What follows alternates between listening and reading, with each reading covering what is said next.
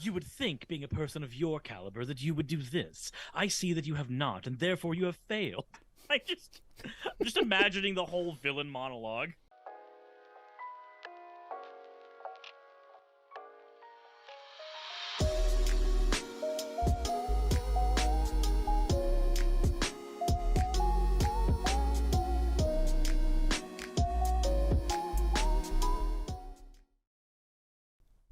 Sure thing. Got Dr. Dre. Speaking of copyright, that was totally a transition that I did on purpose. 110%. I believe you. Yeah. I don't actually.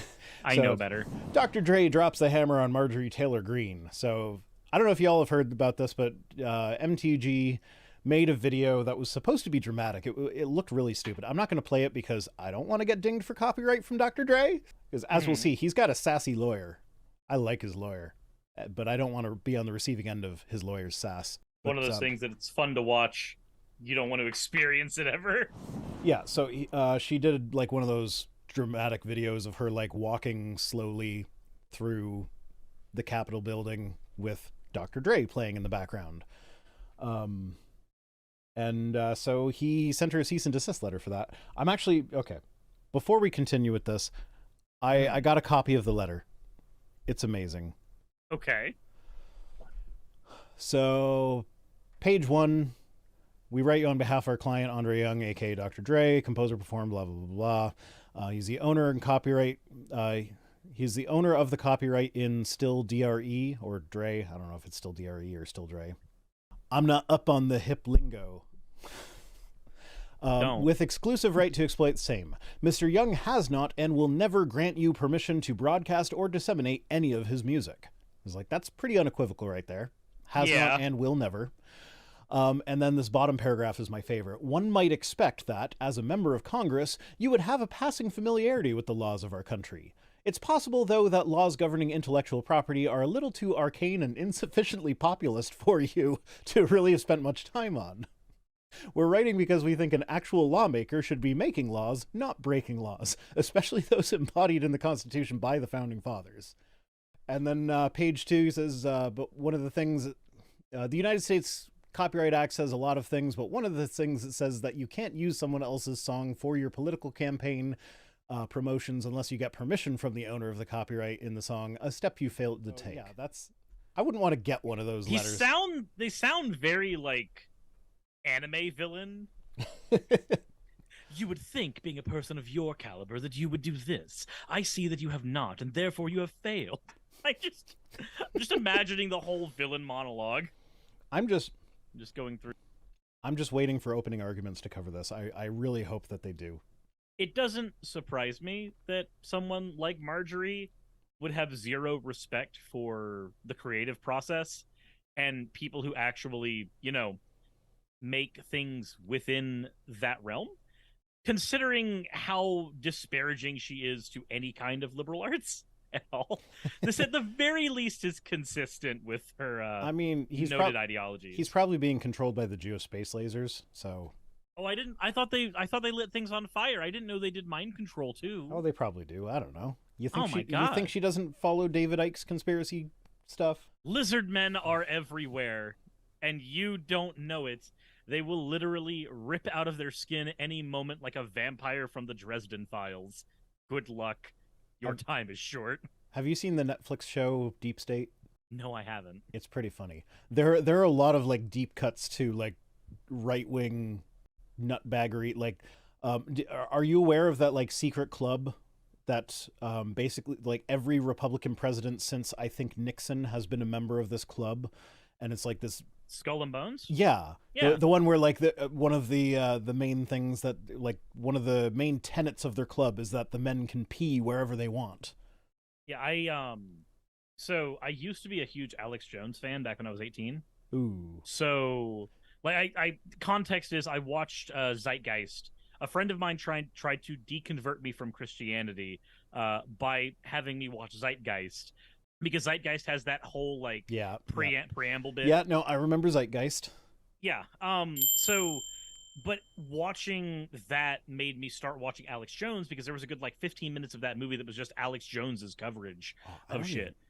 Okay, so I remember being shown Zeitgeist by a person at work. I was a debt collector at the time that when that came out. I was still a Christian. And so it was actually my Christianity that stopped me from like taking that movie seriously or believing in any of the crap that it said. Because like I was watching and I'm like, oh yeah, this kind of makes sense. Oh, this actually kind of makes sense. This is kind of worrying me. Like, you know, is this something that I should actually be concerned about? And then it got to the Christianity part, and everything it said was just so obviously wrong and like could be debunked with a basic amount of research. And because I was like actually serious about being Christian, like I looked into those claims and was like, oh no, every single thing it said was wrong. Yep. I'm like, well, what's that say about the rest of the movie? So when I was watching it, I compartmentalized it where I was like, okay, they're wrong about the Christianity stuff, but everything else checks out, because I didn't know how to research things very well yet. I also see that Progress Only in your chat said, I'm sorry, my psycho was Glenn Beck. Fun story. When Glenn Beck was still doing stuff on television, like way before he started doing Blaze TV, I remember having conversations with all of my other conspiracy theory-minded friends where we would actually debate over if Alex Jones or Glenn Beck was controlled opposition. Literal dumb 17 and 18-year-old me. I look back on that stuff and I cringe really horribly, because I remember I realized that there was no basis aside from I saw a thing on the internet and I believed it. Like, that was literally the basis for it, period. So well, that's what Marjorie Taylor Greene says here. Like a lot of people today, I had easily gotten sucked into some things I had seen on the internet. The difference is you weren't making laws for the country, or theoretically making laws for the country. That's her job. I don't think she's successfully gotten anything passed, though. And I believe that she actually has fewer abilities within Congress than most other people do. Yeah, because didn't she get like removed from, or like she got sanctioned or something, and so she's not allowed. Something to be happened. She's not allowed to be on committees or something. Yeah, removed from committee. So yeah, she's the closest thing to a lame duck in the House we have. Despite probably being able to keep her seat in perpetuity. Yeah. Okay, so Marjorie Taylor Greene's team created a short video. I'm not going to click on that because I don't want to get copyright stricken. Of her strutting around the House of Representatives, talking to Donald Trump on the phone, and celebrating Kevin McCarthy's ascension to Speaker of the House. That was one spot where she was kind of splitting from the other extreme people, being like, no, we need to vote for Kevin. You mean you don't like Matt Gaetz constantly going, I think Trump should be the speaker. Trump should be the speaker. Have you seen the video that shows some of the other congressmen like coming over to Matt Gaetz and like talking really, really close? And it plays the music from The Godfather? Yes. Yes.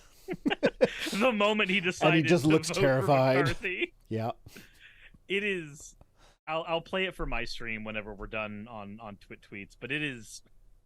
I absolutely love that video. Yeah. Okay, so TMZ. I refuse to say TMZ, even though that is officially their name.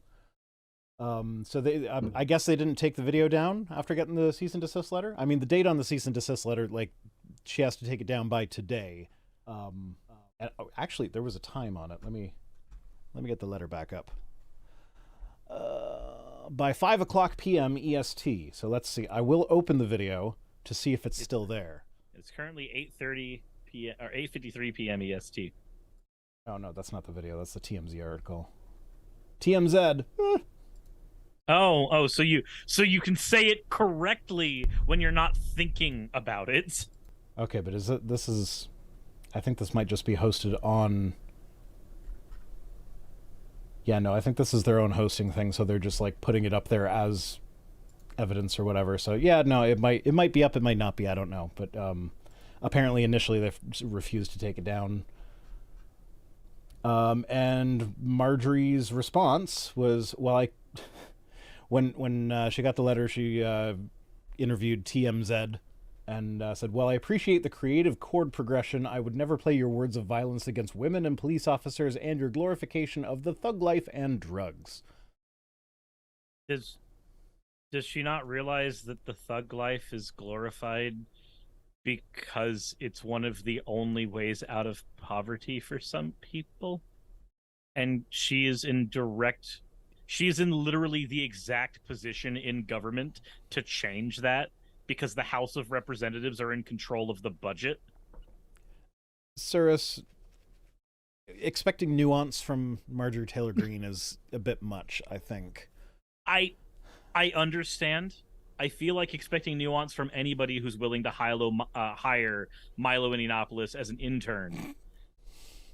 So that goes for Marjorie and fucking Kanye. Both. Did they both hire him? Yeah. Kanye has Milo, and Nick Fuentes is heading the campaign, and Milo's an advisor. God. They were both there on the Alex Jones show. Yeah, I knew they were both on Alex Jones, but I didn't that they were there as a posse. Yeah, I didn't know that he was there as Kanye's employee. That was the one where he had the hood zipped up over his face, right? Yeah, where he was like, "Aha, I'm gonna go mask off with my mask on."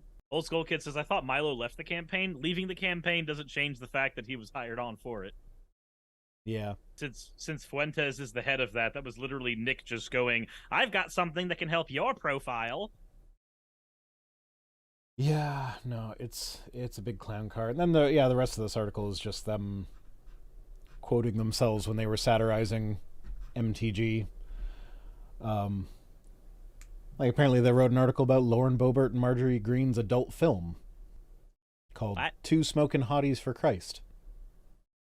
What? It was a satire article. Okay, but the problem is I almost believed it. No, they hate each other too much to do anything like that. Do they? They do. Oh, Lobos hates being compared to MTG. It's like, well, maybe stop being like her if you don't want to be compared. There's about as much room in the cranium for both of them. Yeah. Yeah, no, I don't know. They're like, Lobo is the brunette MTG. And MTG is the old MTG. Anyway,